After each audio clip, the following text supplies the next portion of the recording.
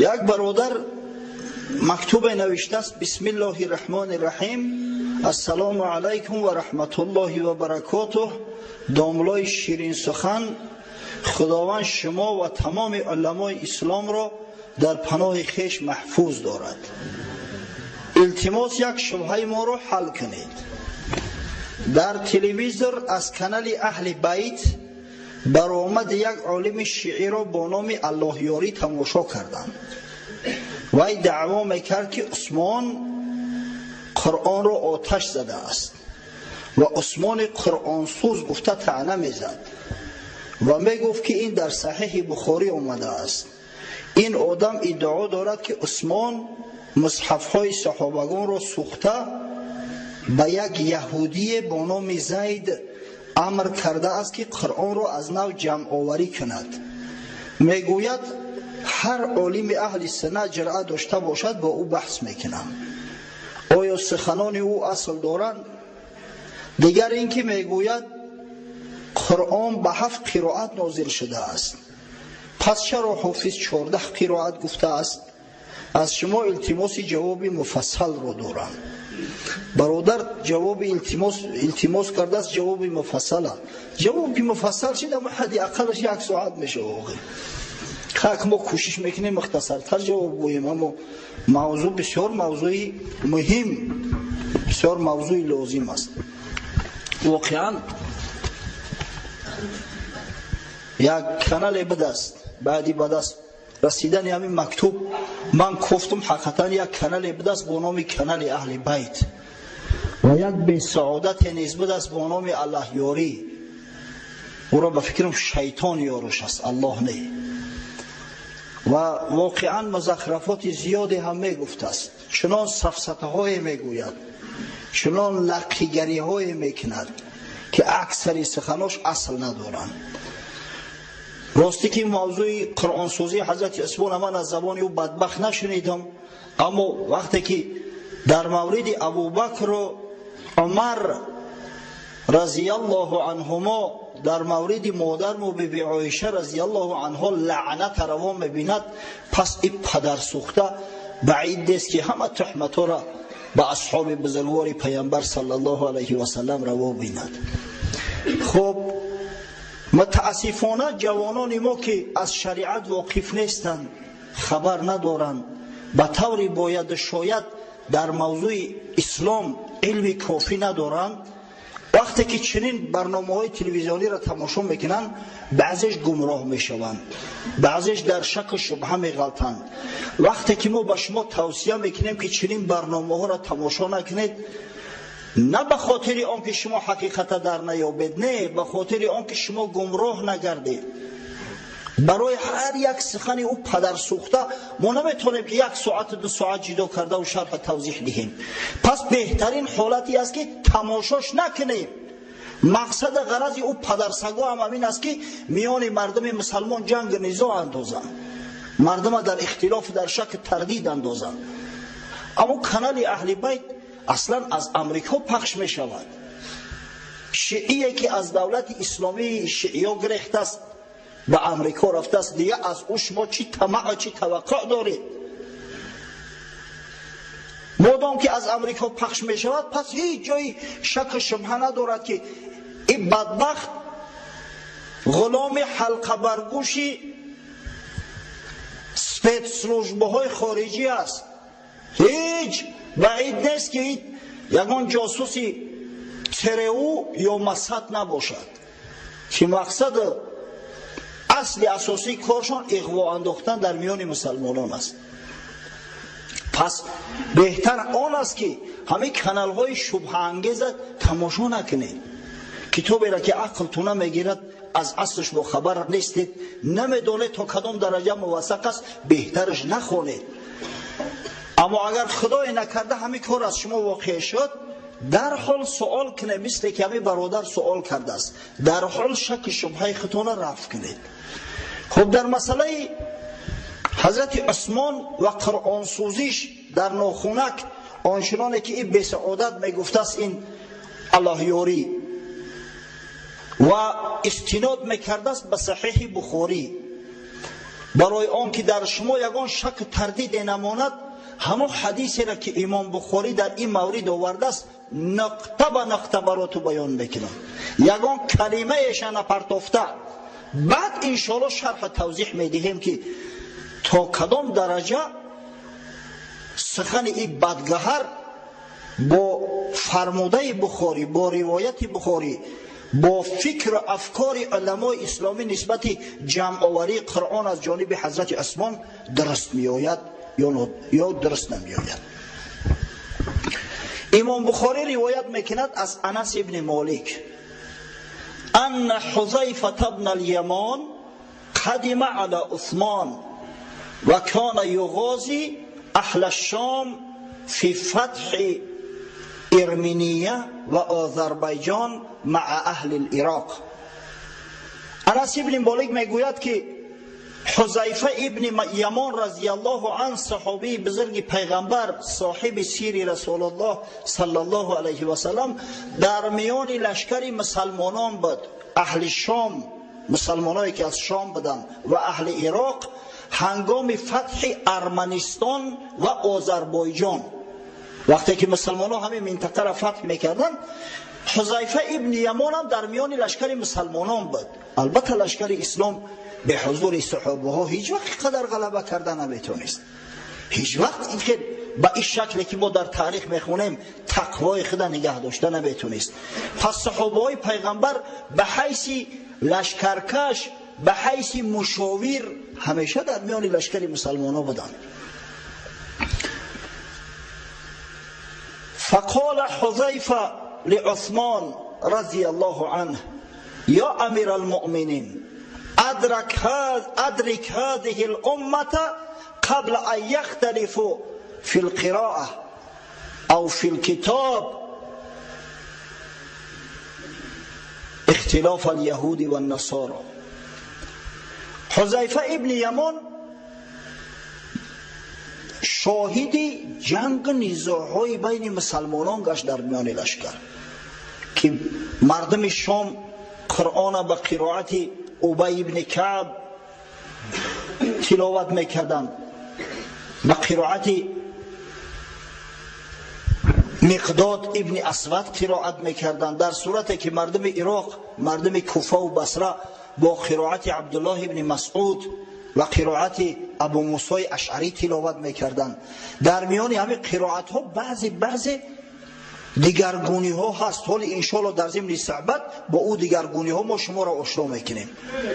از همین خاطر یکیش دیگرش به دروغ حکم میکرد، حتی تکفیر میکردن هم دیگره. تو کافر شدی، تو قرآن بر غلط خوندی، تو مثلا جای کلمه فتبین و فتثبتو خوندی، پس تو قرآن غلط کردی، کافر شدی. حضرت حذیفه در دهشت افتاد، نزد حضرت عثمان آمد به مدینه منوره، گفت یا امیر المؤمنین ادرک هذه الامه. ای امیر المؤمنین، گفت این امت پیش از آن که در کتاب خدا بینشون اختلاف واقع شود دریاب، پیش از آن که مثل یهودی ها و مثل نصرانی ها در کتاب خدا بینشون اختلاف پیدا شود دریاب، در سر یک قرائت جمع شو بیار و ایلا بینشون فتنه های زیاد می شود. فارسل عثمان رضی الله عنه الى حفصه رضی الله عنها ان ارسل الینا بالصحف ننسخها فی المصاحف ثم نردها الیک. حضرت عثمان شخصی را نزد ام المؤمنین حفصه، بی حفصه مادر ما فرستاد، گفت همون نسخه را که در زمان خلافت حضرت ابوبکر جمع آوری شده بود از قرآن. وقتی که درباره زمان خلافت حضرت ابوبکر صحبت میکردیم، درباره جمع آوری قرآن از جانب حضرت ابوبکر با شما صحبت کرده بودیم. اقدام ورزیده است حضرت ابوبکر صدیق است. یک کتاب جمع آوری شد تحت ریاست و تحریر زید بن ثابت و همین قرآن در نزد حضرت ابوبکر صدیق بود. بعد از وفات صدیق اکبر کتاب به دست عمر افتاد بعدا حضرت عمر وقتی که کارد خورد وصیتش کرد به مادرمو بیبی حفصه. در همین جهت و بعضی نوجوان مردا، بعضی دشمنای اسلام میخواهند اختلاف اندازند که چرا حضرت عمر کتاب جای آن که به امیرالمؤمنین دهد به سردار مسلمانان به دختر خود حفصه داد. گپ در سر این است که وقتی که حضرت عمر به شهادت رسید حال امیرالمؤمنین تعیین نگشته بود.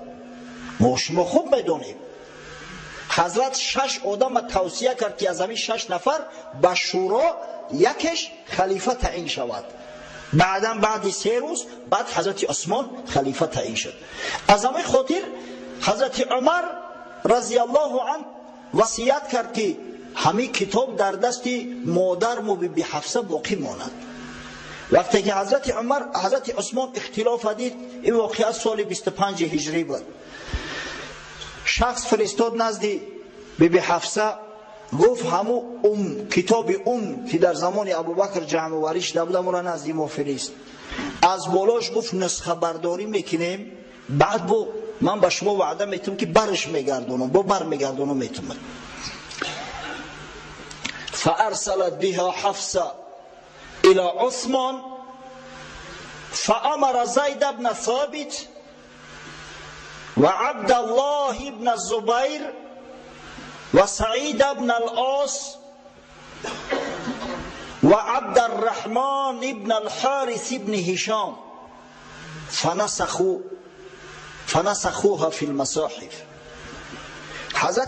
حضرت عثمان وقتی همو ورقا را گرفت، حالی او صحف بودن، مصحف نبودن، یعنی که به یک میزان معین چیندگی نبودن. سوره ها به این شکل که امروز ما میخوانیم از سوره فاتحه تا سوره ناس به این نوع نبودن.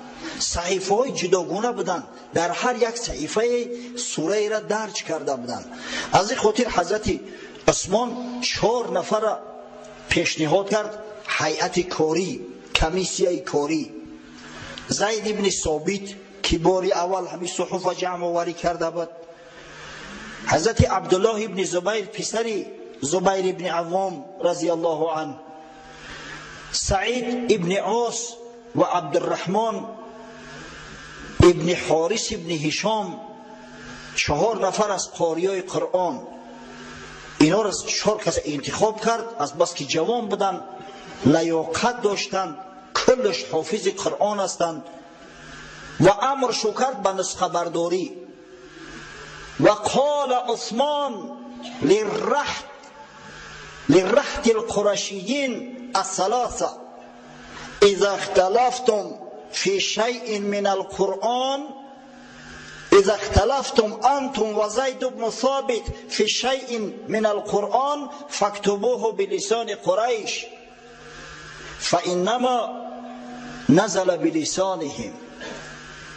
از بس که گپ در باره صحیح بخاری می رود، از همون خاطر من سخنایی را که در صحیح بخاری اومده است به اسناد برای شما آورده است. اگر چند با مجبور میشم که ترجمهش کنم. و حضرت عثمان میگه تأکید چون کرد که اگر مبادا در سر یگان کلمه بین شما اختلاف شود، شما با زید ابن ثابت اختلاف کرده، ایرا به لهجه قریش نویسید، زیرا قرآن به لهجه قریش نازل گشته است. 3 نفر از قریشند، حضرت عبدالله ابن زبیر، سعید ابن عاص، عبدالرحمن ابن حارث ابن هشام، این 3 نفر قرشی هستند. 1 نفر زید ابن ثابت، همون شخصی که این پدر سوخته الهیاری یهودیش گفته است، انصاری است، از مردم مدینه منوره، از بنی نجار که خیش تبارای رسول الله صلی الله علیه و سلم هستند. بنی نجار تقویای پیغمبر صلی الله علیه و سلم هستند. ببینید تا کدام درجه یا نامرد هستند، به غیرت و به حمیت هستند که تهمت روی راست به مسلمان حتی روا میبینند. کتابای رجال، کتابایی که درباره اصحاب بزرگوار پیغمبر صلی الله علیه و سلم و راویان حدیث و جس سخن میرود، قریب کلگیش من گفتم که مبادا یگان روایت ضعیف و نادرستی هم در همین موضوع باشد، هیچی نیست. همه جا میبینی زید ابن ثابت ابن ضحاک انصاری نجاری از بنی نجار از خویش تبار پیغمبر صلی الله علیه و سلم است. گفت اگر در کلمه با زید ابن ثابت اختلاف کرده شما سه طرف یک سشده و زید ابن ثابت به تنهایی یک سشد، در اون صورت با لهجه قریش اعتبار دهید، لهجه قریش موردی نظر داشته باشید، زیرا قرآن با لهجه قریش نازل شده است. لهجه های عربی را میدونی اختلافات دارن، ولی انشاءالله با صحبت میکنیم در این موضوع. ففعلوا حتى اذا نسخوا الصحف في المصاحف رد عثمان رضي الله عنه الصحف الى حفصة رضي الله عنها وارسل الى كل افق بمصحف مما نسخوا. وقتی که میگه نسخه ها تیار کردن از روی ورقه ها، حضرت عثمان طبق وعده و بشارتی که با بی حفصه مادر من داده بود، ورق ها را یعنی همون کتاب با نام کتاب یاد می شود، همون صحفی که در زمان حضرت ابوبکر جمع آوری شده بود، باز با بی حفصه برگرداند و به هر یک ملک سرزمین مسلمانان جایی که لشکر اسلامی عمل میکرد، جایی که شهر آبادان بود، یک نسخه فرستاد. قول اصح این است که حضرت عثمان 5 نسخه آماده کرده است. 5 نسخه. یک نسخه را به مکه فرستاد، یک نسخه را به کوفه، یک نسخه را به بصره، یک نسخه را به شام و یک نسخه در نزد خودش بود با نام مصحف امام معروف و مشهور است. همون نسخه که نزد خودش بود. اما بعضی علما همین را 4 تا گفتن. حتی بعضی ها از جمله ابو حاتم سیجستانی میگه قول اصح آن است که 7 است. از علمای بعدی شیخ صبحی الصالح در کتاب مباحث فی علوم القرآن آورده است که همون قول درسترش 7 است و یمن و بحرین هم در این بین قوش کردن و این 5 تا یمن و بحرین رو نیز قوش کردن. همین مقدار نسخه ها در زمان حضرت عثمان از بالای اوراق ابوبکر صدیق جمع آوری شد. و امر مما سواه من القرآن فی کل صحیفة او مصحف ان یحرق.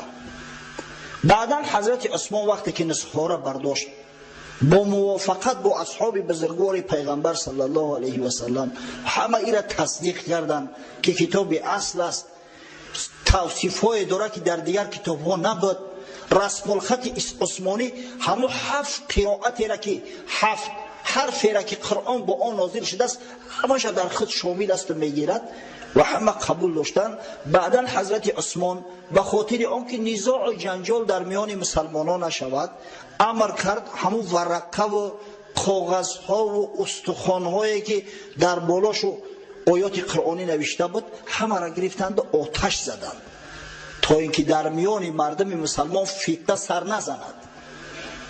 میان مردم مسلمان فتنه سر نزند. چرا آبکیش نکردند؟ زیرا که استخوان بالای آب میرود کو با خوف آن است که در دست یک فتنه‌گر دیگر میغلطه یک فتنه را برپا میکند. همین یک مثال ساده براتون بگم آشکار شود که چی چیز تحریک کرد حضرت عثمان و تمام صحابه های پیغمبر صلی الله علیه و سلم را به این عمل.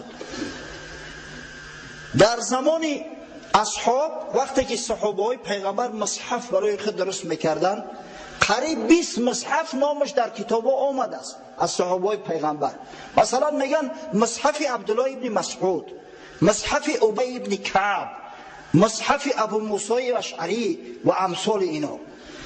بعضی از صحابه ها از بس که در زمانهای پیش حال نقطه و ورگل ناخونک و قوس و حاشیه و خیلی گپا نبود، همین چیزی بود بنوشتن.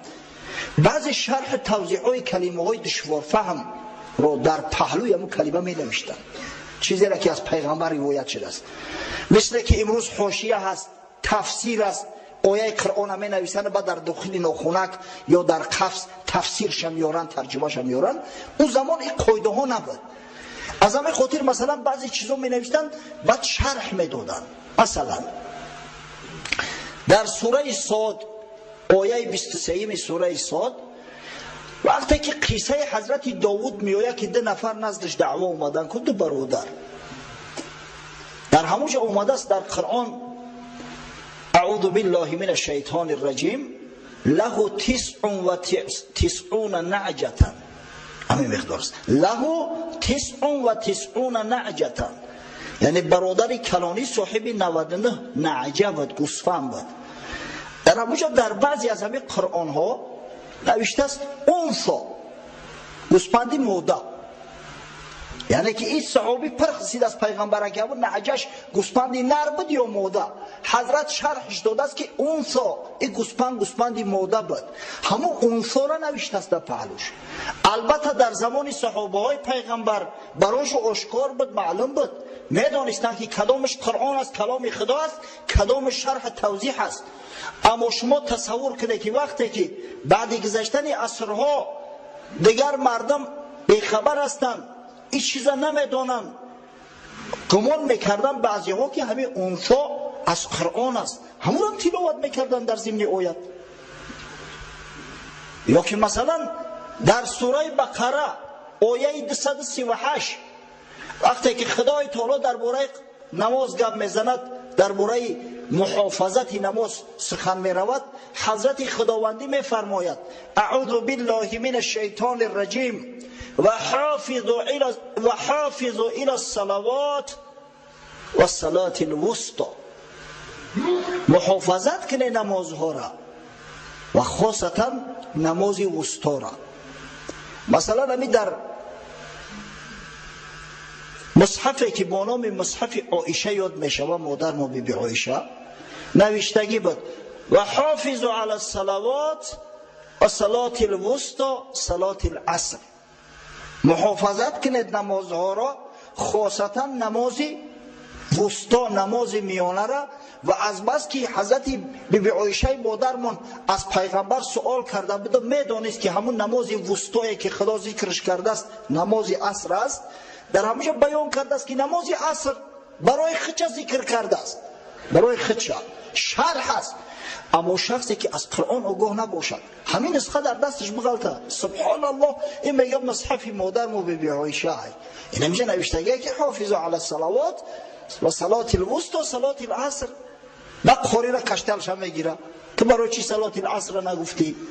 همون اختلاف جنگی که بین مسلمانان شام و مسلمانان عراق در جبهه ارمنستان و آذربایجان به وقوع پیوست، اصلش همی است، از همین که سرچشمه میگرفت. پس به نهایت ضرور بود همه چیزا را نیست کردن، به نهایت مهم بود که تمام مسلمانان را روی یک رسم الخط جمع بیارن که اختلاف از بین شده دیگه ابدا برداشته شود. برای این جسارت این عمل حضرت عثمان بها دادن، جوان مرد بدن در کار، به غیرت بدن در کار. ای کثافت ها خودشون بهانه گفتستن این دشمن های اسلام، البته هر چیزی را بهانه کرده و بعد میشورن و میخیزن. در آخرهای خلافت حضرت عثمان ما و شما وقتی که درباره خلافت حضرت عثمان صحبت میکردیم بیان ساختیم موجه مفصلا که چی نوع شورشگران، بعضیش از مصر، بعضیش از کوفه، بعضیش از بصره و مقابل حضرت عثمان آمدن و یک دعواشو این بود که حضرت عثمان مصحف ها را سوزان، مصحف ها را سوزان، حتی حارق المصاحفش گفتن، سوزاننده مصحف ها، قرآن ها. وقتی که در نزد حضرت علی سخن گفتن، حضرت گفت لا تقولوا فی عثمان الا خیرا، ای مردم مسلمان در حق عثمان فقط سخن نگویه. بعد قسم خورد حضرت فوالله ما فعل الذي فعل فی المصاحف الا عن ملئ منا، قسم به خدا گفت حضرت عثمان هر کاری را که کرده است در حضور ما کرده است، با مشورت ما کرده است، از پیش خود هیچ کار نکرده است. شما نگید که این سوزاننده قرآن است. نعوذ بالله. حضرت عثمان امت از همه فتنه های زیاد باز داشت. البته حافظ قرآن خداوند است، خداوند محافظتش کرد، اما خداوند قرآن توسط حفظ حافظای قرآن، توسط انمی تصمیم حضرت ابوبکر، توسط تصمیم حضرت عثمان، توسط تصمیم کمیسیه کاریه که حضرت عثمان دایر ساخت محفوظ داشت که امروز الحمدلله در شرق غربی اسلام هم یک قرآن است. در میان همون شیعه ها هم قرآن است، یگان قرآن دیگر نیست. اما این ایده فتنگره که بر ضد مسلمان ها میشورن، این بدگهرها باید یک سخن ناروای نسبت مسلمان بگن، خاصتا نسبت حضرت عثمان یا نسبت حضرت ابوبکر یا نسبت حضرت عمر. خب اکنون بیاید ببینیم که کمیسیه که حضرت عثمان تشکیل کرد کارش از چی عبارت بود. 4 نفر را گفتیم انتخاب کردن در اول کار. بعدا با چند نفر دیگر از جمله حضرت ابی ابن کعب، بهترین حافظ قرآن است، حضرت انس ابن مالک، حضرت عبدالله ابن عباس که شاه مفسران قرآن است، اینا هم در همین کمیسیه جمع آورد. جمع 12 نفر شدند. هیئت کمیسیه کاری 12 نفر شدند. اینا اول جستجو کردن که اصل مرجع تمام اختلافات در چی است، اختلاف مسلمان ها در چی چیز است. بعدا راهی حل شد جستجو کرده و پیدا کردن. خب اصل اختلاف در 3 چیز دیدن. 3 چیز باعث آن گشته بود که میان بعضی از مسلمانان نادانسته بعضی اختلاف ها حاصل شود. اول همه قرائات گوناگون قرآن که قرآن بر 7 حرف نازل شده است، گفتیم اختلافاتی که در همه جا موجود است. این برادر در ضمن مکتوبش والله اعلم همین سخن هم ذکر کرده بود. ببینه گفته است که میگویند قرآن به 7 قرائت نازل شده است، پس چرا حافظ 14 قرائت گفته است؟ قرآن به 7 حرف نازل شده است. بله واقعا قرآن به 7 حرف نازل شده است، با حدیث های صحیح ای ثابت است. بخاری و مسلم از حضرت عمر رضی الله عنه روایت میکنند. باره میگوید در مسجد شاهدی قرائت هشام ابن حکیم ابن حزام گشتم، سوره فرقان تلاوت میکرد. جای را کلمه را نوع خوان که من همو را از پیغمبر صلی الله علیه و سلم دیگه خیلی شنیده بودم. صبر کردم، میگه وقتی نماز خلاص کرد از یاخش گرفتم، از گریبانش گرفتم که تو قرآن غلط خوندی، این را از کجاش شنیدی؟ گفت از رسول الله صلی الله علیه و سلم. میگه گفتم دروغ میگوی، قسم به خدا من از پیغمبر این نوعی به این کلمه شنیده بودمش. میگه گرفتمش آوردم نزد رسول الله صلی الله علیه و سلم. وقتی قصه را بیان کردیم حضرت گفت یا هشام قرائت کن. هشام میگه قرائت کردم و موضع را. حضرت گفت درست قرائت کردی، درست است. بعدا من میگه مرا گفت یا عمر تو قرائت کن. من میگه وقتی قرائت کردم گفت یا عمر ترام درست تلاوت کردی. بعد گفت این هذا القرآن انزل على 7 احرف. ای عمر مگر تو نمیدانی که خداوند این قرآن به 7 حرف نازل کرده است؟ به 7 حرف. جای دیگر اومده است متفق علیه است، بخاری و مسلم روایت میکنند که پیغمبر صلی الله علیه و سلم فرمود اقرأنی جبرئیل علیه السلام علی حرف فراجعته فلم ازل استزیده و یزیدنی حتی انتهى الى 7 احرف.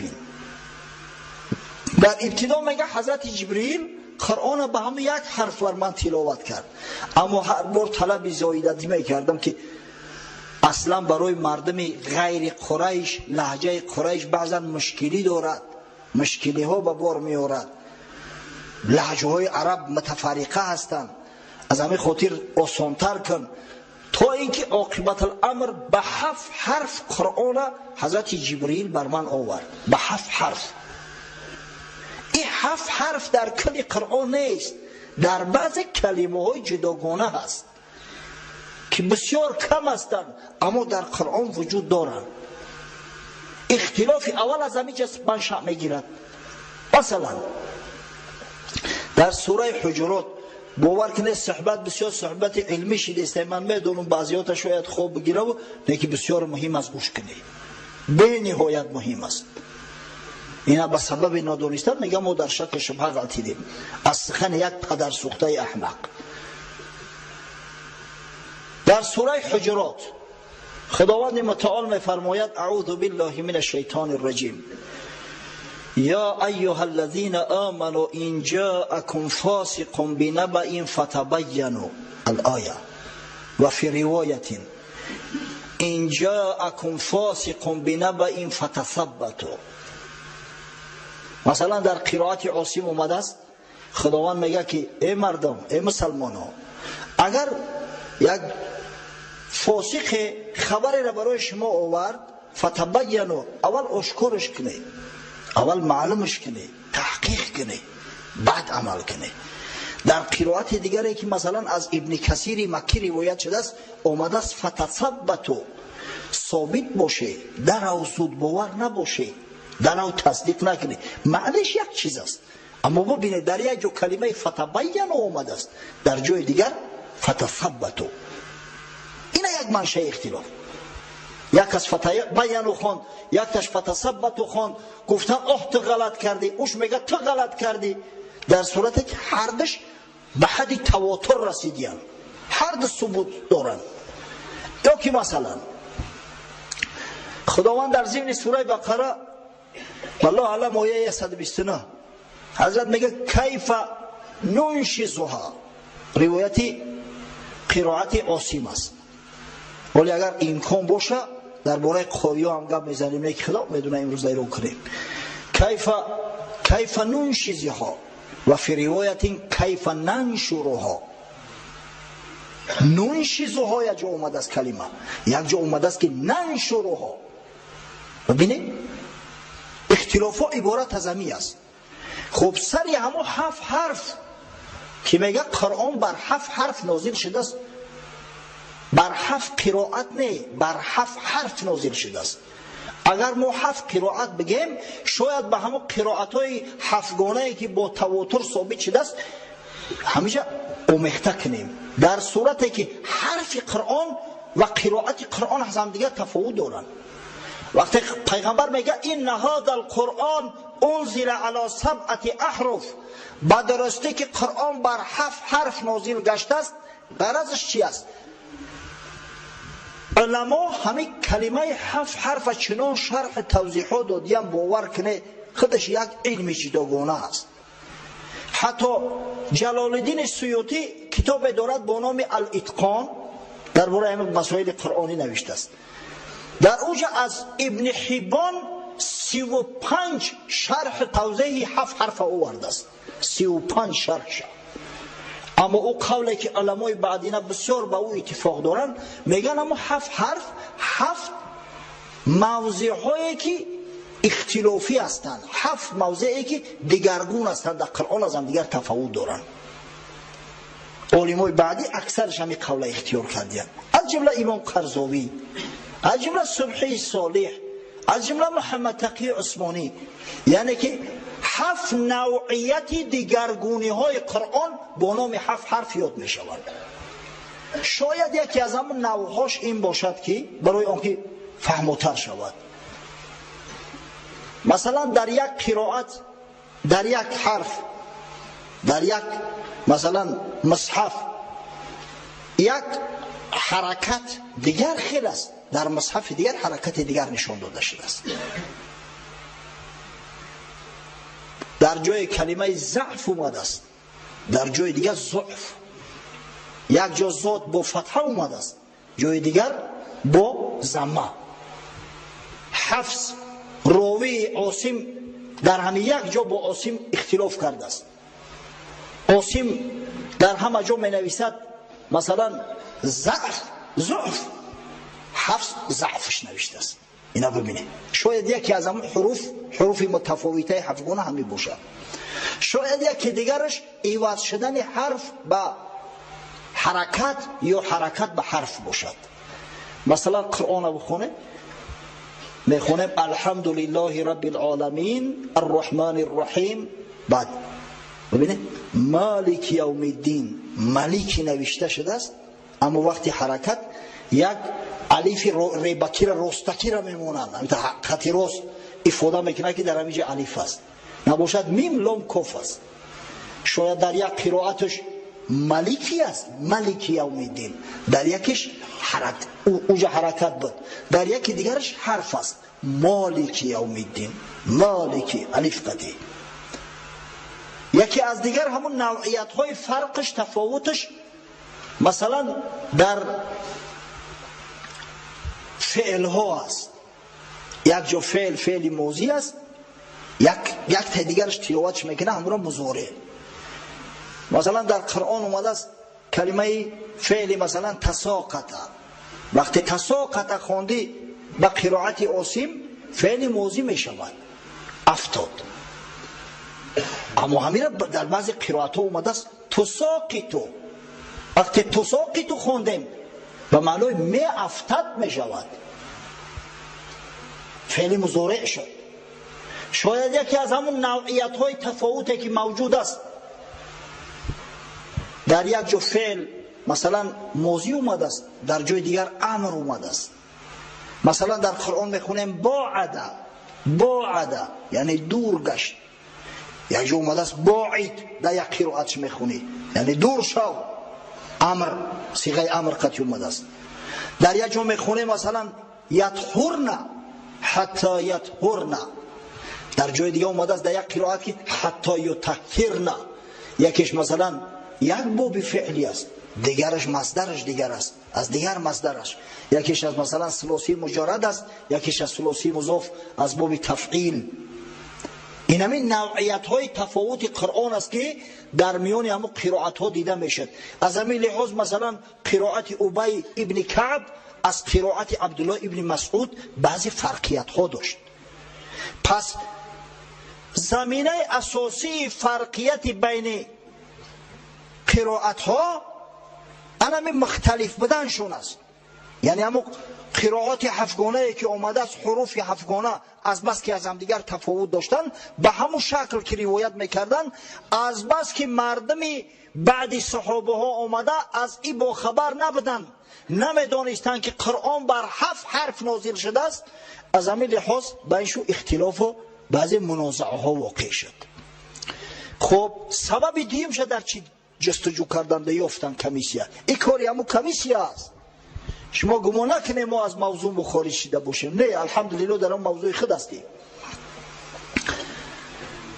سبب دیوم شد در قرائت های شاذ دیدن، قرائت هایی که اصلا قرآن نیستن، اما از بس که در همون قرآن ها و در مصاحف صحابه ها نوشته شده بودن، بعض مردم بنادانی از یاد کرده و گمان میکردن که همین هم کلام خدا است، که من اندک برای تو هنگام آوردن حدیث بخاری شرح توضیح دادم. مثلا در سوره کهف آیه 79 خداوند بزرگ میفرماید یأخذ کل سفینة غصبا، میگیرد، غصب میکند یعنی مجبورا میکشه، میگیره هر یک کشتی را. این زمانی که حضرت موسی علیه السلام با خضر علیه السلام یک جا ملاقات کردند و بعد خضر علیه السلام گفتیم کشتی را شکست کو، و وقتی حضرت موسی بسیار سخت طلب کرد که سببش در چی باشد، هنگام شرح توضیح خضر علیه السلام گفت که این کشتی به فلان شهر سفر میکند، در او شهر یک پادشاهی است که یأخذ کل سفینة غصبا، هر یک کشتی را مجبورا میزنه صاحبش میگیره. در همونجا مثلا ابی ابن کعب کلمه صالحه نقوش کرده است، یأخذ کل سفینة صالحة غصب، یعنی که کشتی شکستگی را نمیگیره. اگر کشتی شکستگی را که میگرفت، حجت به شکستن او کشتی از جانب خضر علیه السلام نبود، صالحتین برای خودش نوشته است. حضرت ابی ابن کعب میدانست که همین صالحتین گپ خود است، شرح توضیح خود است. اما مردمی که بعد بیان بیچاره از کجا بدونن، از کجا بفهمند؟ میدونه که چقدر فتنه واقع میشه. پس این روایت، این قرائت شاذ حساب میخوره، این از قرآن از غیر مقبول است. یا که مثلا در آیه تقسیم میراث، آیه والله عالم 12 سوره نساء، خداوند متعال میگوید وله اخ او اخت، تقسیم میراث ده. مردی که مرده است فرزند ندارد، اما اخ برادر یا خواهر دارد. در شرحش نوشتن من اینجا گپ درباره برادر و خواهر پدر و مادری یا پدری نمیروه، زیرا در آیت پیشینش درباره او گپ رفته بود.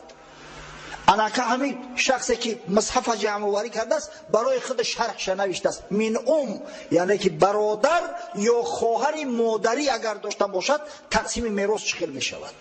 ببینه کلمه من اومده است، حال آن که این کلمه از قرآن نیست. اگه تصور کنه که یک آدم همین را بخونه، همین سخن یک شخص بخونه، نمازش فاسد می شود.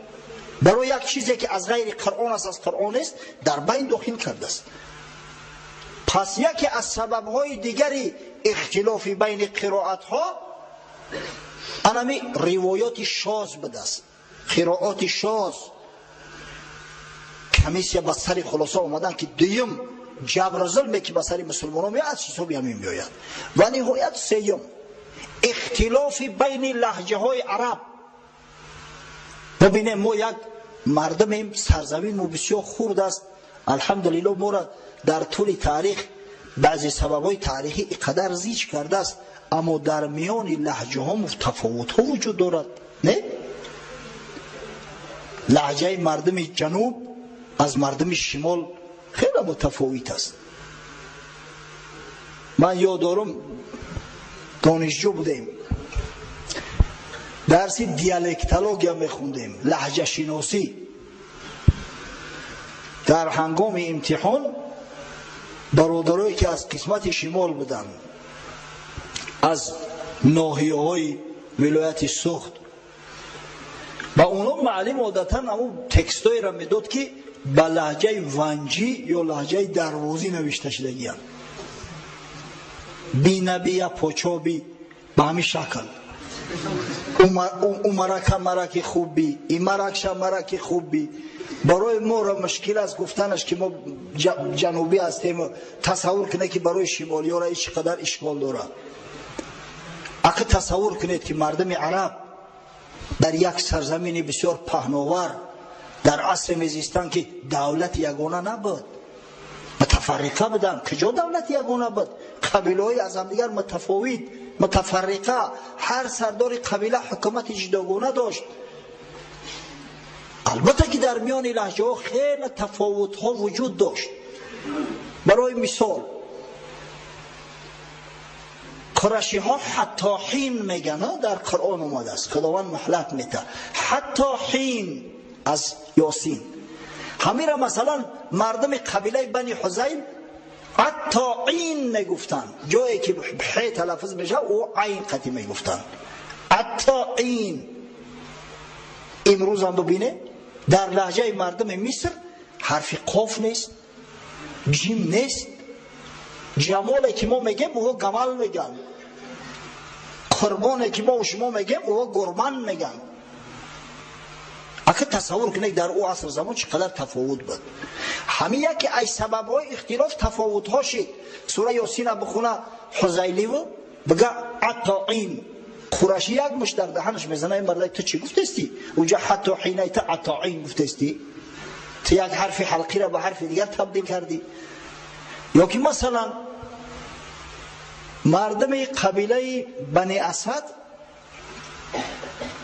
کلمه هایی را که با حروف مضارعه شروع میشیدن، همش با همزه تلفظ میکردن.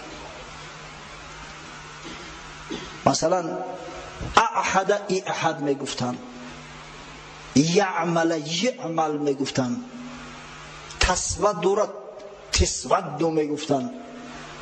یعنی که همین اختلافات لهجوی باعث آن شده بود که در میان مردم مسلمان، در میان تابعین که شاگردای صحابه بودن، بعضی اختلافات پیدا شود. سببش چی؟ سببش نادانی مردم اولا، یعنی مردمی که پیغمبر صلی الله علیه و سلم در نیافته بودند، از همین اختلافات حروف هفتگانه قرآن بخبر بودند. ثانیاً از قرائات شاذ بخبر بودند، از بس که حافظ کلی قرآن بودند، قرآن از پیغمبر در نگرفته بودند، نمیدونستن که مثلا بعضی کلمه هایی که در بعضی مصاحف می آید از قرآن نیست، بلکه شرح توضیحات قرآن است. و نهایت نادانی در عمی که قرآن به لهجه قریش نازل شده است. هر کس حق نداره که به لهجه خودش قرآن خوندن بگیره، مادامی که قرآن به لهجه قریش نازل شده است. از همین خاطر بود که حضرت عثمان تأکید کرد به 3 نفر قرشی که اگر در مسئله، در کلمه شما با زید ابن ثابت اختلاف کنه، زید ابن ثابت همون لهجه مردم مدینه و انصار را کشد، شما به لهجه قریش نویسیدش، زیرا قرآن به همین لهجه نازل شده است. پس کمیسیای کاری شروع به کار کردن و یک مصحف نسخه اولی را جمع آوری کردن که اون نسخه اولا با رسم الخط نوشته شد که تمام همه اختلافات در بالا ذکر کرده حروف هفتگانه را در خود شامل بود. ما گفتیم که قرائات قرآن به حروف هفتگانه همش به تواتر رسیده است، همش ثابت است.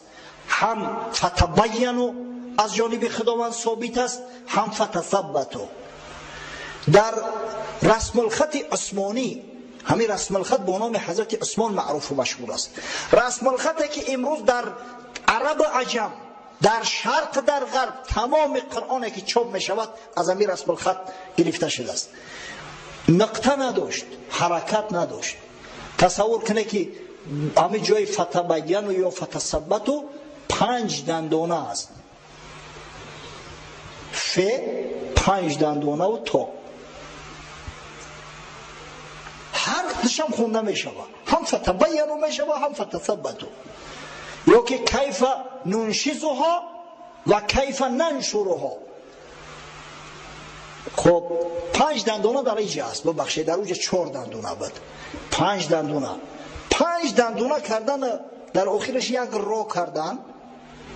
وقتی که نقطه نداشته باشه همش یک میشه. واقعی در نویش یک افسوس که در اینجا دستگاه نداریم، تخته نباشه. من در تخته اگر برای شما می نوشتم شاید معلم تر میشه، اما به هر حال به فکرم که معلم است. نه نقطهاش اگر پرتویم، زیر زبروش پرتویم، هر دش در نوشت یک میشه. معنای آن که رسم الخط عثمانی همه همیان را در بر میگیرد همین است. برادرای عزیز، مثال ها خیلی زیاد هستند، اما افسوس و صد افسوس که وقتی ما بسیار تنگ است. پس اول عملی که هیئتی کاری کردن آن بود که یک رسم الخط را جور کردن که تمامی حروف هفتگانه که قرآن به آن نازل شده است در خط فرا گرفت. دوم، روایات شاذ بالکل رفع کردن، همه را پرتوفتن.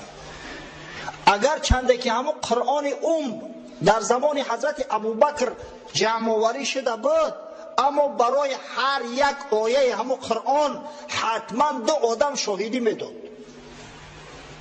باری دیگه شما ببینید که مسلمان ها چگونه نسبت کتاب پروردگار غیرت دارن، شوق دارن، رغبت دارن، که اگر چند در زمان حضرت ابوبکر صدیق همون جمع آوری شده بود، همون وقت هم با شاهد همش نوشته شده بود، تا زمانی که به هر یک آیت 2 آدم با شاهدی نمیداد که در نزد ما نوشته شده است، قبولش نمیکردن. در آیه 23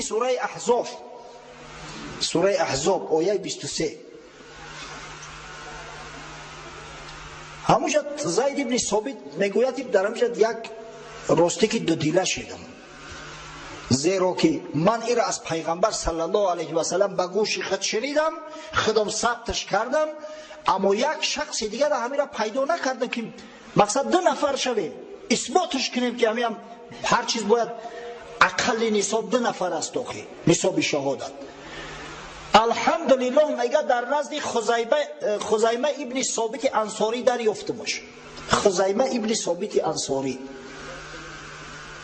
در همینجا متاسفانه بعضی مستشرقا بعضی بدگوها و بدبینا ایراد کردیان که چخیل هر یک آیه قرآن بعد شاهد ثابت است، در صورتی که همون آیه 23 سوره احزاب از جانب یک کس ثابت شده است، خزیمه ابن ثابت انصاری. دو جواب دارد. یکمش چیزی که ما گفتیم، یعنی که زید ابن ثابت یک شاهد است، وقتی که در نزد خزیمه او را دید دو نفر شاهد شدند، همه کفایه میکرد. جواب دیم، خزیمه ابن ثابت در تاریخ اسلام ذو شهادتین میگویند، زیرا پیغمبر خدا صلی الله علیه و سلم گفته بود که شهادت تو به تنهایی جای دو شهادت میگیرد. واقعا صورتش این است که بار پیغمبر خدا صلی الله علیه و سلم در بازار مدینه منوره یک اسب خریداری کرد، از بس که پول در تنش نبود. زمان پیش پول یا نقرگی بود یا تیلاگی بود یا فلوس سیاه بود و از بین بداخی اون را در دست میگیری کشک کده میگردی. از همین خاطر میرفتن سودا را میکردن، تجارت بعد میوردن میدودن. حضرت اسب را سودا کرد، در راه می اومدن، اسب بسیار اسب خوب بود است. کسی بود قیمتی بلندتر گفت، اگه این فروشنده مردم هم خیلی یک بخیلی و یک چشم گرسنگی داره. از همین خاطر اون مرده گفت او وقت از فروش هم مسلمان هم بود است، از اعراب بود است. گفت یا محمد صلی الله علیه و سلم، ای بچه ای را کجا میبری آخی؟ اسب سودا نکرده کجا میبری؟ حضرت گفت این مرده که خوب و خیر من خریدم. گفت چه خیر خریدی؟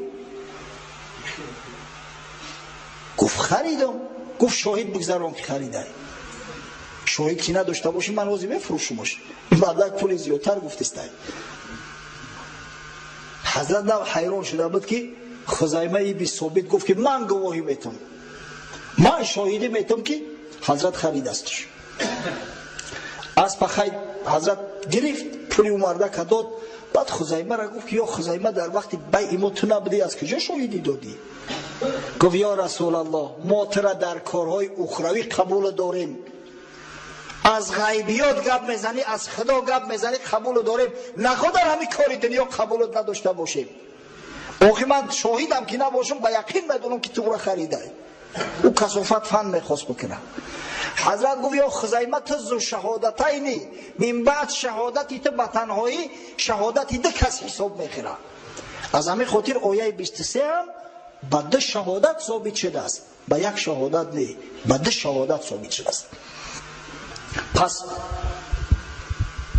برای هر یک آیه قرآن دو شاهد گذرانده و تمام روایات شاذ و کلمه‌ای که در بعضی مصاحف بودن همه را بکار کردن، همه را برهم دادن. و نهایت عمل سوم به لهجه قریش جمع آوری کردن. در این مسئله اشکال نبود راستی.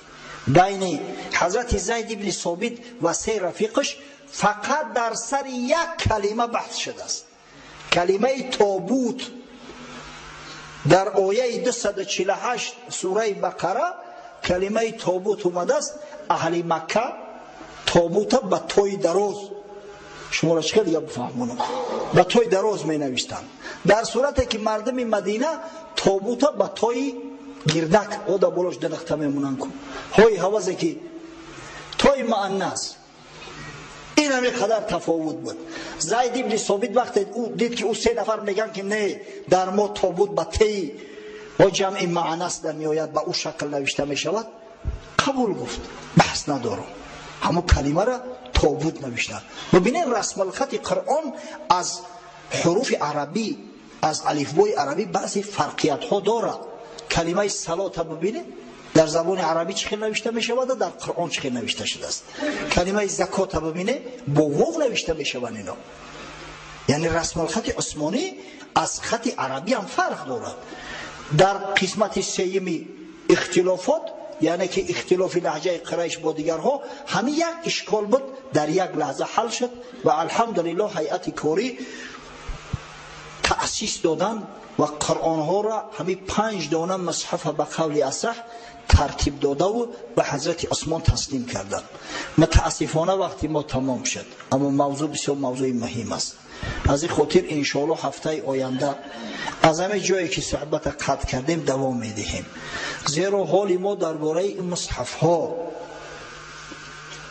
حکم مصاحف، تقدیر مصحف هایی که در زمان حضرت عثمان رضی الله عنه نوشته شده بودند،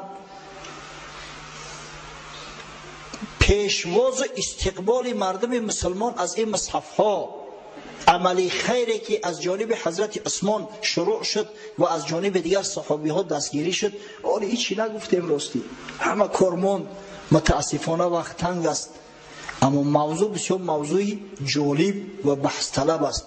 از این خاطر باقی مانده صحبت به هفته آینده باقی خواهیم گذاشت. و آخر دعوانا ان الحمد لله رب العالمین. دو برادر داریم بسیار محب هستند، یکیش حاجی سلطان و یکی برادرم حاجی سفر، بسیار محبند. خداوند به خاطر محبتی که به علمای اسلامی دارند، به اسلام دارند، فردا روز قیامت همراه علما محشورشان گردان و خداوند در زندگی و در کسب و کارش برکات عطا کن، جمیع مراد و مقصوداشون حاصل ساز. خوب در حق برادرم حاجی سهراب و برادرش حاجی شرف الدین که عزم سفری حج دارند، دعا میکنیم که خداوند حجشان حج مبرور، سعی تلاشاشون مشکور و جمیع ذنب و گناهاشون مغفور سازند. نو از راه می اومدیم که برادرم حاجی حسن الدین یک خط را راستی در دست تسلیم کرد.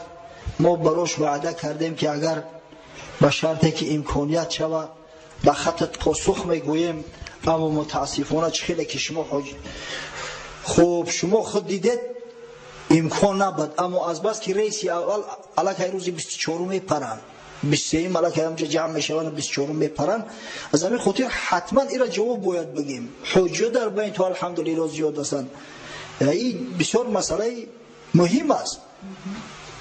گفته است ما 2-3 مسافران از یک محله سفری حج کردنیم، اگر خدا خواهد خشا بحال. ما نمازهای قضایی بسیاری داریم، گوید که در مسجد الحرم و مسجد نبوی قضایی خوانیم ثوابش زیاد یا نماز نفلی. با احترام زیاد مخلصان شما، برای کسایی که نماز قضایی دارن، قضایی فرض است برادرای عزیز. فردا روز قیامت ما را سوال میکنند از این قضایی، اما او فضیلت هایی که در موضوع نماز می رود کو، نمازی که در مسجد نبوی خوانده می شود 1000 ثواب نسبت نماز در مسجدهای دیگر دارد، یا نمازی که در مسجد الحرام خوانده می شود 100,000 فضیلت دارد. این نسبت نمازهای نافله است. متاسفانه بعضی برادران میگن که همونجا میریم یک نماز قضایی میخونیم 100,000 نماز قضایی ما بخشیده میشود. چنین نیست بچه‌ها، این نسبت نماز نافله است. همین فضیلت ها اصلا در مذهب امام اعظم ابو حنیفه به غیر مسافر و غیر شخصی که احتیاج دارد نماز قضایی را در مسجد خواندن کراهیت دارد. زیرا تو نماز قضا کردی، جنایت کردی، خداوند همون جنایت را روپوش کرد، برای مردم آشکار نساخت. وقتی تو قضایی میخونی همون جنایت گویا ایستادی در پیش مردم آشکار کردیستی. اما مثلا مسافرها باشن، اگر که همون خانهش و همون مسجد باشه، در مسجد زندگی کنن، برای اینا رخصت است، اجازت است. یا برای برادرایی که اعتکاف در مسجد می نشینن. از همین خاطر انشاءالله نماز قضایی را بخونه خوب است، نماز نافله را.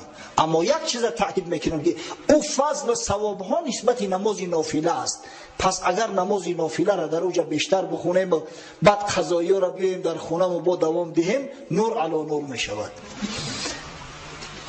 خب در حق یک خواهر اسلامی دعا میکنیم که خداوند صاحب فرزندان صالحش گرداند و همه برادرایی که احتیاج به فرزند دارن پروردگار رو با فرزندای صالح نور چشماشون روشن گردان. در حق بیمارای مسلمان دعا میکنیم که پروردگار جمیعشون شفای کامل عاجل عطا فرماید.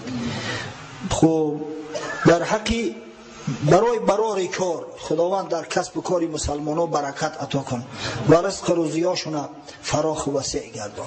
در حق طالب علمان که قاریان خشاوز گردن پروردگار قاریای ما را اولا قاریای با عمل، قاریایی که طبق قرآن خواندگیشو عمل میکرده باشن، بعدا براشون ذهن خوب، یک فهمی ثاقب و آوازی خوش دلربای عطا فرما تا دقت مردم هرچی بیشتر و زیادتر به قرآن جلب سازند. در حق طالب علمانی که در خارج کشور هستند پروردگار سالم و تنصیحت بازگشتن براشون نصیب گردان که هر چیز زودتر به وطن برگردن و خداوند صاحب علم نافع شو گردان. در حق کسانی که قصد سفر دارن